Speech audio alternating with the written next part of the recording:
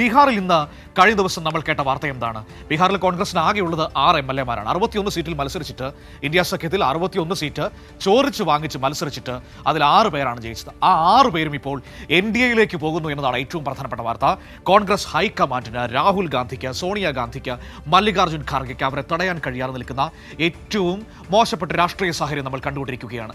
ഒരക്ഷരം പോലും ആ വിഷയത്തിൽ രാഹുൽ ഗാന്ധി പ്രതികരിക്കുന്നത് നമ്മൾ ഒരിടത്തും കണ്ടിട്ടില്ല.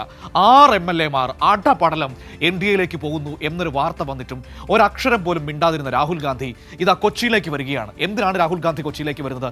രാഹുൽ ഗാന്ധി കൊച്ചിയിലേക്ക് വരുന്നത് കൊച്ചി കോർപ്പറേഷനിലെ വിജയം ആഘോഷിക്കാൻ വേണ്ടിയിട്ടാണ്. നിങ്ങളൊന്ന് ഓർത്ത് നോക്കൂ, ഒരു സംസ്ഥാനത്തെ MLA-മാർ അടപടലം NDA-യിലേക്ക് പോയി ചേരുമ്പോഴും ഒരക്ഷരം മിണ്ടാതിരിക്കുന്ന രാഹുൽ ഗാന്ധി ഇതാ കൊച്ചിയിലേക്ക് വന്ന് ഇവിടുത്തെ ഒരു സാധാ കോർപ്പറേഷൻ പിടിച്ചതിൻ്റെ വിജയം ആഘോഷിക്കാൻ വേണ്ടി എത്തിയിരിക്കുകയാണ്. എന്തൊക്കെയാണ് സംഭവിക്കുന്നത്? എന്തൊരു വിസ്മയമാണല്ലേ! ആ വിവരങ്ങൾ പങ്കുവയ്ക്കാനായി ഇപ്പോൾ അർച്ചന എന്നോടൊപ്പം കൊച്ചിയിൽ നിന്ന് ചേരുകയാണ്. അർച്ചന, ബീഹാറിൽ അഡപടലം, അങ്ങനെ പറയാം, അഡപടലം കോൺഗ്രസ് MLA-മാർ NDA-യിലേക്ക് പോവുകയാണ്. ഒരക്ഷരം പോലും രാഹുൽ ഗാന്ധി ആ വിഷയത്തിൽ സംസാരിച്ചിട്ടില്ല. എന്താണ് അവിടെ നടന്നതെന്ന് അന്വേഷിക്കുക പോലും ചെയ്തിട്ടില്ല. അങ്ങനെ നിൽക്കുന്ന രാഹുൽ ഗാന്ധി കൊച്ചിയിൽ ഒരു കോർപ്പറേഷൻ ജയിച്ചതിൻ്റെ ആഘോഷത്തിന് വേണ്ടി കേരളത്തിലേക്ക് വരികയാണ്. എന്തൊരു രാഷ്ട്രീയ സന്ദേശമാണ് രാഹുൽ ഗാന്ധി നൽകുന്നത്? എനിക്ക് അതിലൊരു വ്യക്തത കിട്ടുന്നില്ല അർച്ചന.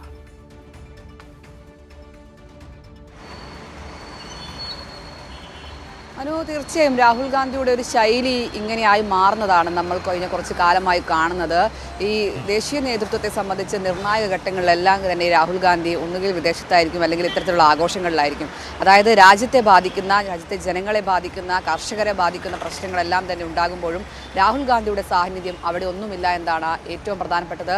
ഏറ്റവും ഒടുവിൽ ഇപ്പോൾ തൊഴിലുറപ്പ് പദ്ധതിയുമായി ബന്ധപ്പെട്ട പാസ്സാക്കുമ്പോൾ രാഹുൽ ഗാന്ധി പാർലമെന്റിൽ ഉണ്ടായിരുന്നില്ല. ഇത്തരത്തിലുള്ള നിർണായക ഘട്ടങ്ങളിലെല്ലാം തന്നെ പാർലമെന്റിൽ രാഹുൽ ഗാന്ധിയുടെ അസാന്നിധ്യം വലിയ വിമർശനങ്ങൾക്ക് വഴിവെക്കുകയും ചെയ്തിട്ടുണ്ട്. വിദേശയാത്രയിലാണ് ഈ തൊഴിലുറപ്പുമായി ബന്ധപ്പെട്ട്, അതായത് ഗ്രാമീണ ജനങ്ങളുടെ ജീവിതത്തെ ആകെ താറുമാറാക്കുന്ന ഈ ബില്ല് അവതരിപ്പിക്കുമ്പോൾ രാഹുൽ ഗാന്ധി വിദേശയാത്രയിലായിരുന്നു, മലേഷ്യയിലായിരുന്നു. ഇങ്ങനെ വിദേശയാത്രയും ആഘോഷങ്ങളും എല്ലാമായി മുന്നേറുകയാണ് രാഹുൽ ഗാന്ധി. അതേസമയം ജനങ്ങളെ ബാധിക്കുന്ന ബീഹാറിൽ 6 MLA-മാരാണ് NDA-യിലേക്ക് ചേർന്നത്. അതിലൊരു പ്രതികരണം നടത്തുകയോ അല്ലെങ്കിൽ മൗനം തുടരുന്ന രാഹുൽ ഗാന്ധി ഇപ്പോൾ ഇതാ കൊച്ചിയിലെ വിജയാഘോഷത്തിനായി ഇന്ന് ഇവിടെ എത്തുകയാണ്. അതിലേറ്റവും പ്രധാനമായും ഈ ഒരു നിർണായക ഘട്ടത്തിലാണ് രാഹുൽ ഗാന്ധിയുടെ ഈ സന്ദർശനം അല്ലെങ്കിൽ വിജയാഘോഷം എന്താണ് അതിലേറ്റവും പ്രധാനപ്പെട്ടത്.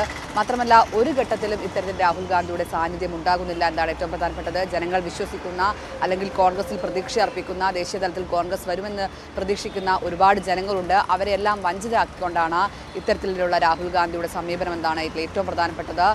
നേരത്തെ ഈ പാർലമെന്റിൽ പല ബില്ലുകൾ ഇത്തരത്തിൽ പ്പോഴും രാഹുൽ ഗാന്ധിയുടെ അസാന്നിധ്യം നമ്മൾ പ്രകടമായി കാണുകയും ചെയ്തതാണ്.